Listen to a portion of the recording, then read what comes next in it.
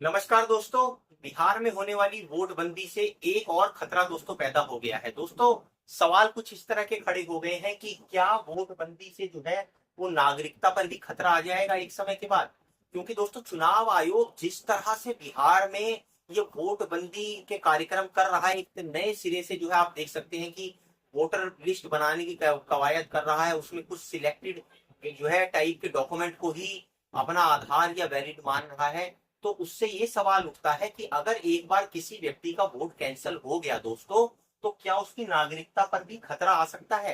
अब जाहिर सी बात है कि जब आपका वोट नहीं है देश के अंदर, तो खतरा तो उस पर बना रहेगा नागरिकता का। क्योंकि आप देख सकते हैं कि देश के अलग अलग राज्यों के अंदर सरकार किस तरह से जो राशन कार्ड है उनको रद्द कर रही है। अगर किसी भी व्यक्ति के परिवार में कोई एक व्यक्ति भी आईटीआर फाइल करता है दोस्तों, तो पूरे परिवार का ही राशन कार्ड रद्द कर दिया जा रहा है। और आप सभी इस चीज को जानते हैं। वहीं जो दूसरे बेनिफिट है, चाहे वो सब्सिडी मिलती है, चाहे वो जो है और किसी तरह का सरकार से जो बेनिफिट मिलता है, लगातार उसमें ऐसा लग रहा है कि छटनी करने की मंशा है सरकार की, कि जो है किस तरह से लाभार्थियों को कम किया जाए, सिर्फ सिलेक्टेड लोगों को ही उसका बेनिफिट मिल पाए। दोस्तों, बहुत सारी जो विपक्षी पार्टियां हैं वो खुलकर अब बोलने लग गई हैं कि ये सारा प्रोग्राम जो है सरकार सिर्फ इसलिए कर रही है ताकि इस स्कीम के बाद ये जो बिहार के अंदर जो जिस तरह की जो है वो आप देखिए नए तौर पर नए सिरे से जो है वोटर लिस्ट बनाने की जो कवायद चल रही है,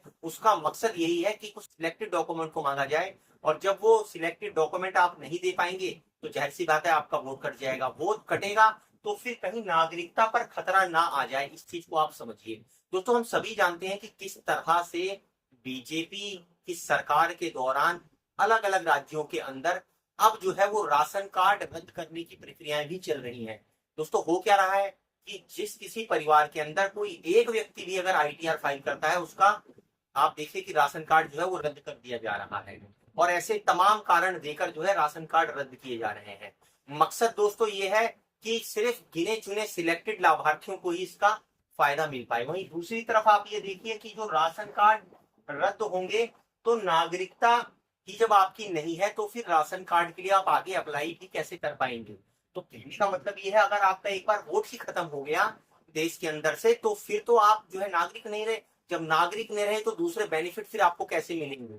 चाहे वो राशन कार्ड हो, चाहे वो दूसरी सरकारी स्कीम्स हो, किसी के लिए भी आप हकदार नहीं होंगे। सरकार जो भी वादे करती है वो सिर्फ नागरिकों के लिए करती है। कोई सब्सिडी मिल रही है या और दूसरे बेनिफिट मिलते हैं महिलाओं को, वो भी उनकी उनसे भी वंचित हो जाएंगे। वहीं दोस्तों, जो आधार है जिसको अब तक सरकार मेन डॉक्यूमेंट की तरह हर जगह यूज करती है, वो सिर्फ पहचान पत्र है दोस्तों। पहचान का सिर्फ वो एक डॉक्यूमेंट है, वो कोई नागरिकता का आधार नहीं है। तो जब आप एक बार आप नागरिक ही नहीं रहे, जब आप वोटर ही नहीं रहे, तो फिर आप जो है आधार के भी हकदार नहीं रहेंगे। उसकी भी आपकी मान्यता एक तरह से रद्द हो सकती है। दोस्तों, ये सारी चीजें देखकर कि वोटबंदी से नागरिकता पर भी खतरा आ सकता है, आपको क्या लगता है कि जो विपक्ष ये लगातार आवाज उठा रहा है, ये किस हद तक जो है उनका डाउट, उनकी आशंका सही है। क्या ये सरकार की उस मंशा को दिखाता है कि सरकार सिर्फ गिने चुने लोगों को ही लाभार्थियों में शामिल करना चाहती है, या गिने चुने लोगों को ही चाहती है कि उनको जो है वोट का हक मिले।